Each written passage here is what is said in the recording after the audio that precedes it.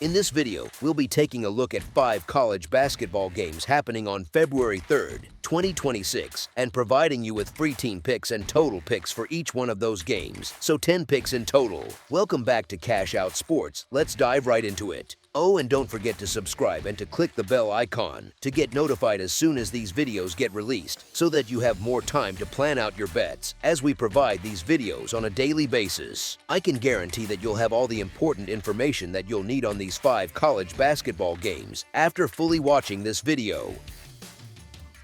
One more thing before we start, if you would like to gain access to our best exclusive sports picks to take your journey to the next level, then check out our Patreon in the link down below, where we offer our best single picks, parlay picks, and much more. Now let's get started. Miami, Ohio versus Buffalo. Miami, Ohio meets Buffalo in a matchup that feels bigger than a random weekday on the calendar. An undefeated group walking in with all the attention in the conference, stepping into a loud building where the home crowd would love nothing more than to hand them their first slip. Miami, Ohio sits at 22-0 overall and 10-0 in league play, firmly in the national conversation and carrying the kind of pressure that usually lives on power conference teams. Buffalo sits at 14-8 with a 4-6 league mark. Not bad at all, but clearly in the role of hunter, not hunted. Odds makers still respect Miami enough to make them the favorite on the road, but not by a huge gulf, which tells you there is at least some belief that Buffalo can hang if things break right. Miami, Ohio's identity has turned into one of the most entertaining stories in college hoops. They play fast, they share the ball, and they do not seem to care who finishes the play as long as somebody in their jersey is cashing it in. Multiple guys live in double figures, the spacing is clean, and the decision-making is quick, which makes them feel almost like a well-drilled pickup team that just happens to run structured sets. Even when they lost their starting point guard Evan Ipsaro to that ACL tear in December, a blow that would have broken a lot of mid-major seasons, they did not panic.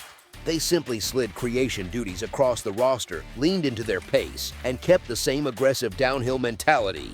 That tells you plenty about coaching, culture, and confidence.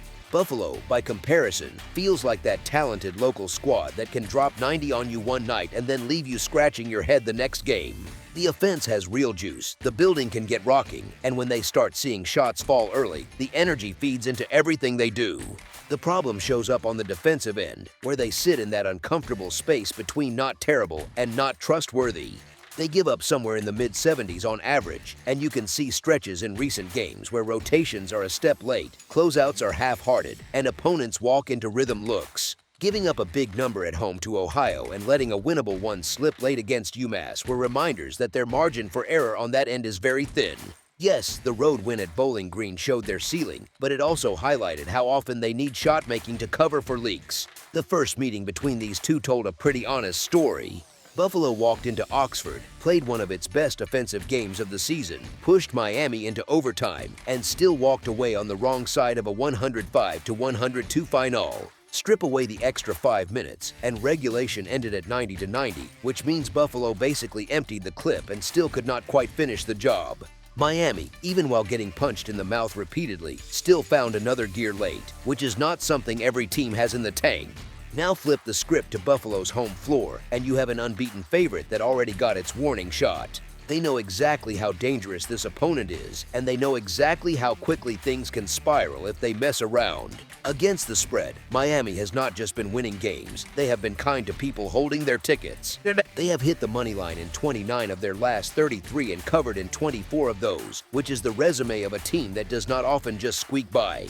Head-to-head, the recent trend against Buffalo is even more lopsided, with Miami covering in 7-1 in the last 8 and an even cleaner 6-0 on Buffalo's home floor.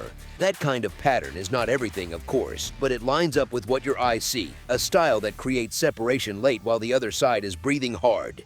And layered on top of all that, you have the human piece, an undefeated group walking around with a spotlight on its back, fully aware that these are the kind of tricky road nights that can wreck a perfect record in a few ugly possessions. Sometimes that pressure cracks a team. Sometimes it sharpens it.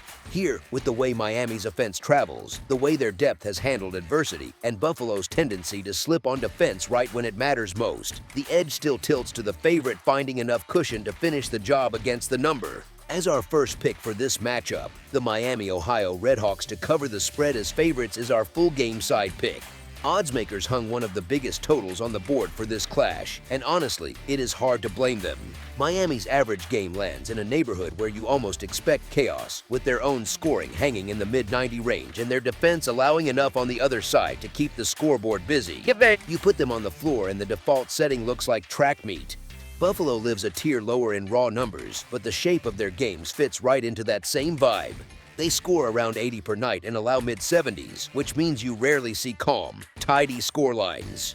The offense leans into a modern approach, lots of ball screens, plenty of perimeter looks, and enough willingness to run that they do not try to slow things down to a crawl. Their recent results tell the story pretty clearly, that win at Bowling Green turning into an 89-78 affair, the home loss to Ohio sitting in the 80s, and very few outings where both teams stay quiet. The best evidence we have, though, is what already happened when these two saw each other.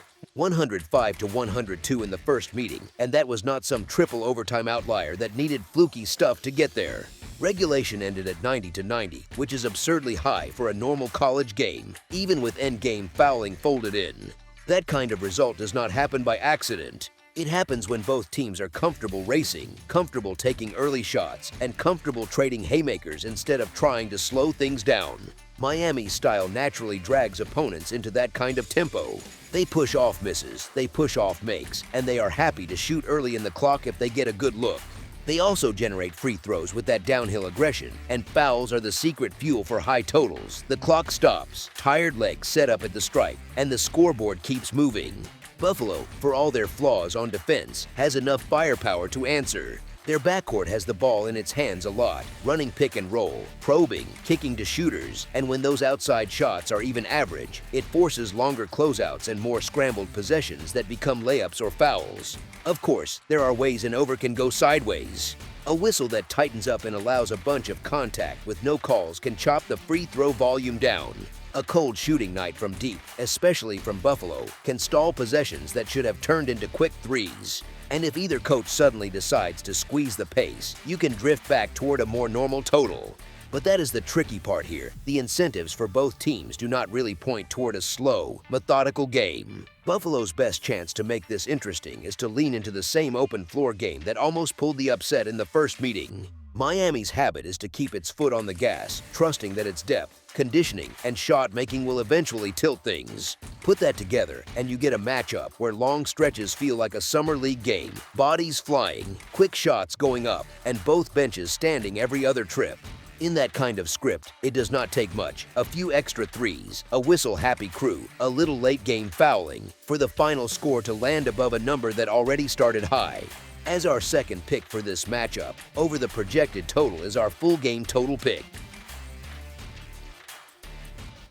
Xavier versus Connecticut. Xavier walking into People's Bank Arena on a cold February Tuesday feels less like just another conference stop and more like stepping onto a stage where the home team already owns the script. UConn sits at 21-1-0 overall and 11-0-0 in league play, carrying itself like a group that expects to handle business rather than just hope things break right. Xavier shows up at 12-10-0 and 4-7-0 in the conference, that kind of record that screams dangerous but also a little unreliable, the classic side that can spoil a night or get run out of a loud building. The program vibe matters here too. UConn is not riding on some one-year high. It is coming off back-to-back national titles from 2023 and 2024, so the whole operation feels like a steady machine more than a temporary heater. Put that kind of program into a Hartford arena that has been renovated for a massive price tag, renamed People's Bank Arena, and packed with fans who have been waiting to show it off, and you get one of those environments where every defensive stop feels like a small earthquake. Season tickets for this home run sold out early, and UConn had already stacked a home mark in the range of 45-4-0 over the past few seasons, which tells you how tough it has been for visiting teams to breathe there, let alone pull off a clean performance. Xavier, to its credit, does not show up trying to win a slow chess match. The profile leans into scoring, pushing something like 78 points per game while giving back almost the same number, around 77.6, which is fun for neutrals and rough on anyone who likes clean defensive tape. That kind of tiny margin is like walking a tightrope with a crowd watching, thrilling when the shots fall, a problem when they do not. On the road in a hostile spot, that style can either keep you hanging around or let things snowball in a hurry, especially if the early looks rim out and the building senses blood. UConn sits on the opposite end of that spectrum. This group has lived near the top of the national charts in scoring defense, holding teams to roughly 64 points a night, and, more importantly, it makes opponents work deep into the clock for anything that looks even remotely clean. Even when people nitpick and talk about rebounding moments or turnovers, the theme stays the same. Possessions feel heavy against them. You see it when a decent offense suddenly spends 10 seconds just trying to find a safe pass, and that kind of pressure wears on legs and shot selection as the game goes on. The first time these two met this season, on New Year's Eve, the script tilted hard toward that UConn version of reality. UConn put up 90 on Xavier while holding the Musketeers to 67, and the second half felt less like a back and forth and more like UConn slowly leaning on them until the gap was comfortably wide.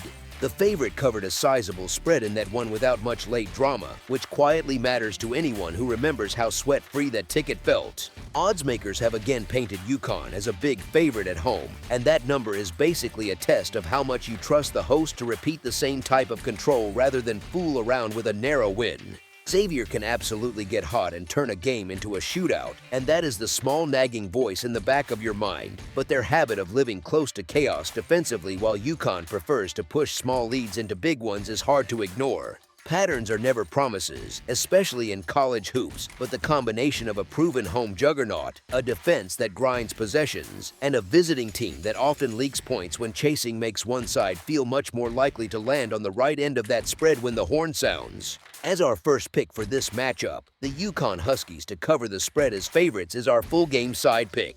The total for this matchup has been set with some respect for fireworks, which makes sense if you have watched these two teams play very different brands of basketball this season. Xavier games often look like track meets, with that offense first, defense later rhythm that produces scores where both sides flirt with big numbers. When your season profile is built on scoring around 78 and allowing roughly 77.6, the natural outcome is a lot of games that feel fast, loose, and high scoring. For fans, that is great drama, especially if you like live betting apps buzzing on your phone. UConn games have told a much calmer story.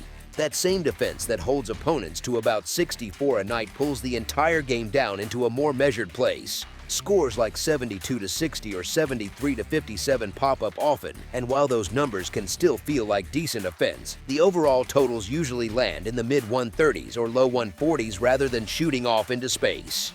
The style leans into longer possessions, half-court sets, and the kind of shot selection that wants control over chaos. The clash of those two styles is what makes this total interesting. Xavier would love a free-flowing rhythm with early offense and quick threes, because that is where their comfort lives. UConn tends to slow that down through pressure, size, and structure, which nudges the pace towards something more deliberate. Even in that earlier 90-67 meeting, the feel was less pure run and gun and more UConn being incredibly efficient while still forcing Xavier to labor for looks. Recent UConn results have also leaned toward totals that sit under what many people expect before tip, as their defense quietly pulls games into a tighter scoring window.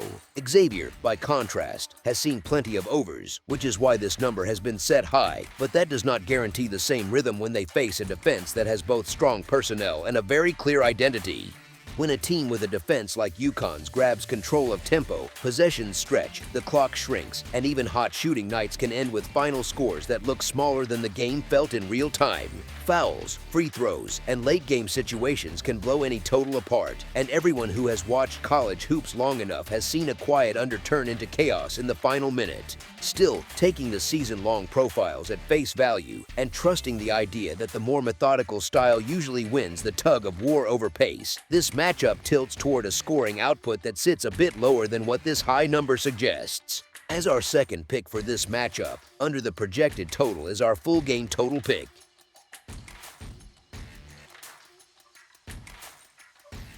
Boston College versus Duke. Cameron on a weeknight feels less like a college gym and more like a pressure cooker with bleachers. The students are jammed in, the band is loud, and the visitors walk in knowing the script rarely has a happy ending for them. Here, though, the story the numbers are hinting at is not about who wins, it is about how close Boston College can keep it. Duke comes in at 20-1 overall and 9-0 in league play, sitting fourth in the polls and first in the Atlantic Coast Conference table. Boston College shows up at 9-12 and 2-6 in conference, fresh off that 73-66 home loss to Virginia that looked like a moral victory more than a step backward. Oddsmakers have basically slapped a neon label on this thing, hanging a spread in the mid-20s that tells you everything about how lopsided the talent and reputation are right now. The funny part is that spreads that big are less about basketball purity and more about human behavior. Coaches do not wake up thinking, how do we win by 27 tonight? They think about rotations, keeping starters healthy, and not showing too much with a rivalry trip to North Carolina sitting right around the corner. Players feel it too. Once a team like Duke gets control, the goal quietly shifts from fireworks to cruise control, from hunting-style points to managing minutes. Boston College, under a steady, defense-first coach who leans into tough half-court possessions instead of track meets, is almost built for this kind of role. They score and allow almost the same amount, right around the high 60s, and live in ugly, competitive games where every cut and screen takes a little more time and a little more energy. Recent form backs that up. Outside of one real misfire at Clemson, where they fell by 24 on the road, their recent Atlantic Coast Conference stretch has been a string of honest efforts that stayed well within what this kind of spread is asking. They pushed Notre Dame on the road, they beat Pittsburgh, they took Syracuse to overtime and handled themselves, and they went punch for punch with Virginia for 40 minutes. That is not pretty, highlight reel basketball, but it is exactly the kind of profile you want from a massive underdog, stubborn and slow, not easily run out of the gym. If you have ever been the bad team in a pickup run and still hung around because you boxed out, talked on defense, and refused to quit, you know the vibe. On the other side, Duke absolutely has the gear to turn this into a blowout, which is why the number is so inflated. They have won 10 straight, have not dropped a home game, and they suffocate on defense better than almost anyone in the country. The twist is that their dominance has come more from defensive control than from some kind of endless scoring avalanche. They are comfortable winning by 20 while still feeling like they played within themselves. Once they get separation, the game starts to look very methodical. Guard the paint, contest threes, rebound, and then flow into half-court sets that burn clock more than they invite chaos. For a favorite laying a gigantic number, that measured style quietly leaves a lot of room for an underdog that refuses to go away, especially late when bench lineups and end-of-rotation guys are finishing the night. Honestly, if you script this out, the most natural version has Duke in charge, Boston College still throwing punches, and that huge spread sweating just a little in the final few minutes. As our first pick for this matchup, the Boston College Eagles to cover the spread as underdogs is our full game side pick. Duke plays at a pace that looks smooth and modern, but underneath that, the defense is doing the loudest work, holding opponents in the mid-60s on average and sitting at the top of the Atlantic Coast Conference in scoring defense. That is not a coincidence. That is a team that leans on stops, not just flurries of threes, to build its record. Boston College, on the other side of the ball, is like watching a team that insists on grinding its way through every possession, shooting in the low 40s from the field and under 30% from three, with free throws that make every trip to the line feel like a small adventure. When you put that combination together, you do not naturally think fireworks. You think of games that breathe a little, defensive possessions that last. Arms in passing lanes, drives cut off, shooters hesitating just a beat because nothing feels truly clean. Boston College's season numbers paint exactly that picture, with their own scoring and their opponent's scoring almost perfectly matched, both in that same high 60s neighborhood. That kind of symmetry usually drags totals toward the middle rather than letting either side break loose. The trends back it up in a pretty blunt way. Both teams have seen only 7 of their 21 line games float above the posted number, which is a nice, quiet way of saying they have been consistent friends of the under so far. Look at Boston College's recent scores and you see a cluster of games landing in the low to mid 130s in regulation, even when the opponent's offense is more threatening than their reputation might say. There was that overtime burst against Syracuse that nudged things higher, but take away the extra 5 minutes and you are right back in that compact scoring pocket. Duke's last outing at Virginia Tech told the same kind of tale, a comfortable win that still finished at a modest total because once they got control, the game slowed down and the possessions got more deliberate instead of more frantic. Here is the thing, blowouts often sound like overgames in theory, but on the floor they can smother scoring. If one side struggles to score efficiently and the other does not push tempo late, you wind up with extended garbage time where the clock moves faster than the points. Bench units trade missed shots, the home crowd is happy, and suddenly what felt like it should have been a shootout settles into something much quieter on the scoreboard. With this matchup, the stylistic clash leans toward that slow fade. A stingy home defense, a visiting offense that has to fight for every decent look, and two teams that have spent the season undershooting expectations on totals, all point in the same direction. Honestly, unless something truly weird happens, like a barrage of early threes or a parade of free throws late, the most natural outcome feels like a game that stays on the lower side of what people might expect when they just hear the names involved. As our second pick for this matchup, under the projected total is our full game total pick.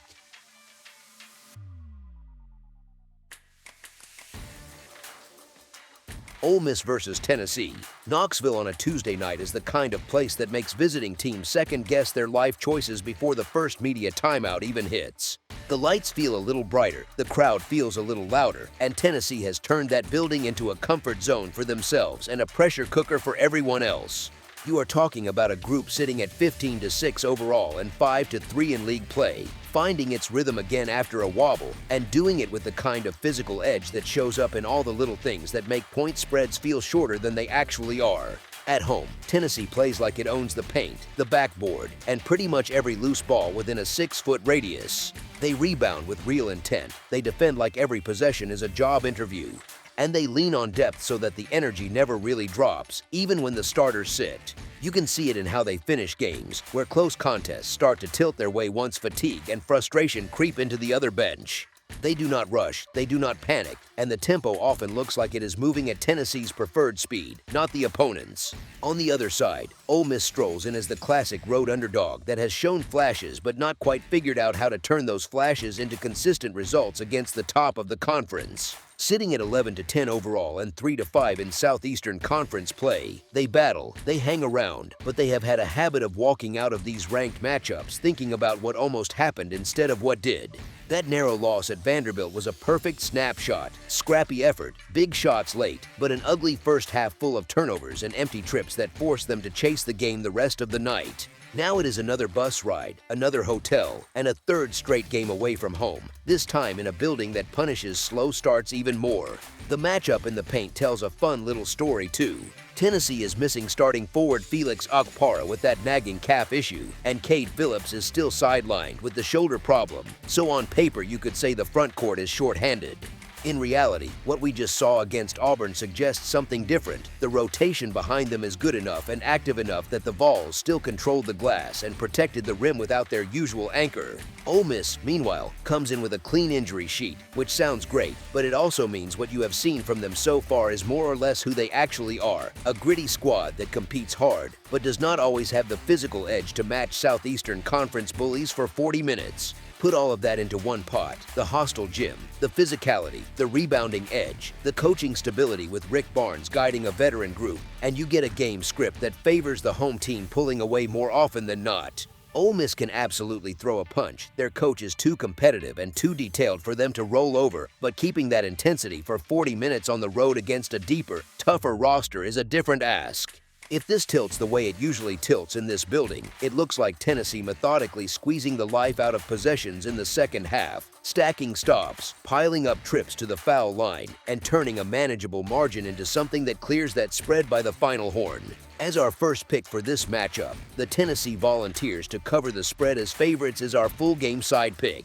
Tennessee's season averages look lively enough, they can put points on the board, but a lot of that juice comes from earlier blowouts and nights where everything flowed against overmatched opponents. When the games tighten and the stakes rise, their personality shifts into something more controlled and more deliberate, long half-court possessions, heavy use of the shot clock, and a real willingness to win in the low 70s or even the 60s if that is what the matchup calls for. Ole Miss brings its own bit of chaos to the scoring picture. They are not incapable of scoring, far from it, but on the road against serious defenses, the attack can wobble, especially early. We just saw them stuck in mud in that first half at Vanderbilt, turning the ball over, struggling to get clean looks, and only really coming to life when the game loosened up in the second half. That pattern, slow starts, late flurries, is dangerous against a defense like Tennessee's that is built to contest jumpers and close possessions with a rebound instead of fouling. Here is the thing, both head coaches are totally comfortable in a game that looks more like a wrestling match than a track meet. Rick Barnes has built this Tennessee identity around physical defense, tough rebounding, and half-court execution, not endless run and gun. Chris Beard, on the other bench, has never been shy about slowing things down when he likes his chances in a low-scoring, possession-by-possession battle. So you get this interesting tug-of-war where both sides, for different reasons, are fine with a game where every trip is a mini-war and the total number of possessions never really gets out of hand. Honestly, the most believable script does not feel wild or chaotic. It looks like an opening stretch where Ole Miss has to work hard for every clean look, where the rim feels a little smaller, and where Tennessee's size and discipline turn plenty of those late clock shots into contested jumpers. On the other end, the Vols are patient, they pound the paint, they earn trips to the line, but they are not racing the ball up just to speed the game up for its own sake. Second halves in these spots often feel like they shrink, with longer reviews, more free throws, more set plays, and fewer easy transition buckets, which all quietly drag the final score away from the higher scoring scenarios people naturally imagine when they hear Southeastern Conference matchup on ESPN2. So while both teams have enough talent to string together mini runs, the combination of defensive mindset, travel fatigue on the Ole Miss side, and coaching styles that prize control over chaos points to a scoreboard that lands in a more modest range. Not a rock fight where nobody can score, just a controlled game where the total number of points never quite matches the more optimistic offensive projections. As our second pick for this matchup, under the projected total is our full game total pick. Pittsburgh versus Virginia. Everyone looks at this matchup and thinks they already know the script. Heavy home favorite, ranked, shiny record on one side, road dog with a losing mark on the other. That story is simple, but spreads are rarely that polite. Pittsburgh comes in with a season that has felt like a long walk uphill, plenty of close calls and frustration, and a league record that makes the standings page look pretty ugly. Virginia shows up with the exact opposite vibe, stacking wins, sitting near the top of the conference, and carrying all the polish that comes with a number next to your name on the TV broadcast. Oddsmakers respond the way you would expect, with Virginia priced as a strong favorite and Pittsburgh catching a big handful of points. Here is where it gets more interesting. Both of these teams prefer a slower pace, and that matters a lot when we are talking about a big number. Fewer trips up and down the court means every empty possession hurts more, and it is just harder for any favorite, even a very good one, to win by a huge margin when the game is being played in a grind. Virginia's attack this season leans into efficiency rather than speed, more surgical half-court offense than track meet, which is great for winning, but not always great for blowing teams out. Pittsburgh, on the other hand, plays a stubborn kind of basketball, leaning on the glass, taking a high volume of threes, and generally refusing to be pushed around, even when the shots are not falling. You know that classic ACC game where nothing comes easy and both sides spend 20 seconds running actions just to get a semi-clean look. This sets up exactly like that kind of night. The record suggests Pittsburgh is just overmatched, but the underlying profile is not that simple. They have gone on the road and stood up to strong opponents, hung around longer than the final score made it look, and only really cracked when long-scoring droughts hit. That is the sort of team that can lurk inside a big spread for 35 minutes, even if it never really threatens to win. Virginia has also shown a few cracks in terms of margin, building wins out of comebacks and late-game poise rather than 4 straight dominant halves. Recent games where they dug early holes and had to rally back are a reminder that even very good teams sometimes take a while to get into gear. When a group consistently leans on its defense and discipline to slowly squeeze life out of opponents, you often get comfortable wins that still fall short of the huge numbers people expected before tip. Injuries do make Pittsburgh's path more complicated, and honestly that is one of the reasons this number sits where it does. The front court is lighter than it was on paper in the preseason, with key bigs unavailable. That means fewer bodies to throw at Virginia's size inside and more pressure on the remaining rotation players to stay out of foul trouble. On top of that, the status of their primary scorer has been hovering in the check that injury report zone, officially tagged as questionable even after some recent strong showings. That uncertainty obviously affects how confident anyone can feel about Pittsburgh's ceiling. The thing is, it can also feed into the market overshooting what the absence would really mean for the spread, especially when the rest of the team has shown it can scrap, hit timely threes, and hang around by sheer stubbornness. All of that, the slow tempo, the physical style, the tendency of Virginia to win more with control than with fireworks, and Pittsburgh's mix of flaws and toughness, points to a game where the road team has lived to stay within shouting distance far more often than their reputation suggests. As our first pick for this matchup, the Pittsburgh Panthers to cover the spread as underdogs is our full game side pick. If you just look at the points per game numbers for both teams, it feels like you are staring at a matchup that should shoot straight into a high total with room to spare. One side has had nights where it runs up the score into the 80s and beyond. The other usually lives in the 70s, and it looks, on the surface, like everyone should get comfortable. But those averages can lie a little, especially in college hoops, where a couple of strange games can make a whole season look faster or wilder than it really is. Some of Virginia's loudest scoring nights have come in unusual situations, like that wild high-scoring marathon on the road that dragged through extra time and felt more like a summer league scrimmage than a normal conference clash. Add in a few non-conference opponents that never really got set defensively, and suddenly the season-long scoring column looks inflated. Once you strip away the noise and focus on regular league games, the identity comes back into focus. This is still a team that prefers to control tempo, value each possession, and lean on a half-court defense that makes opponents work for almost everything. That type of personality does not usually create track meets, even if the offense is more potent than in past seasons. Pittsburgh, for its part, plays a style that sounds explosive on paper but often turns into something much more modest on the scoreboard. They let threes fly, crash the offensive boards, and try to generate extra chances through effort, which is fun to watch but also pretty volatile. When the threes fall, they can keep pace with anyone. When those same shots rim out, you get long stretches of empty trips, especially on the road where role players do not always shoot with the same comfort. The way they draw and commit fouls also matters for the total. They do not consistently live at the free throw line, and they can send opponents there more often than they would like. But in a game that is already slow, that kind of uneven whistle flow can still keep things from turning into a parade of points. Injuries and availability nudge things even further toward a controlled scoring environment. Missing front court bodies do not just hurt defense, they can also take away easy buckets in the paint and second chance points. If their main scorer is limited in minutes or effectiveness, that removes a key engine from an offense that is already dependent on shot making from distance. That is not a death sentence for their ability to compete, but it does raise fair questions about how consistently they can put points on the board, especially against a disciplined defense on the road.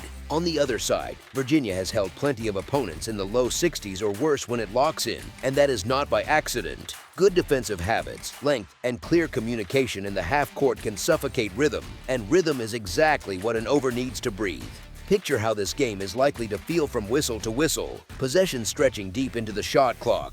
Multiple actions, resets, and ball reversals before anyone even thinks about taking a shot. Fewer transition chances, simply because both coaching staffs value getting back over gambling for offensive rebounds. A handful of hot stretches is always possible, especially with the volume of threes Pittsburgh likes to take, but the base expectation here is a game where both sides are more measured than manic.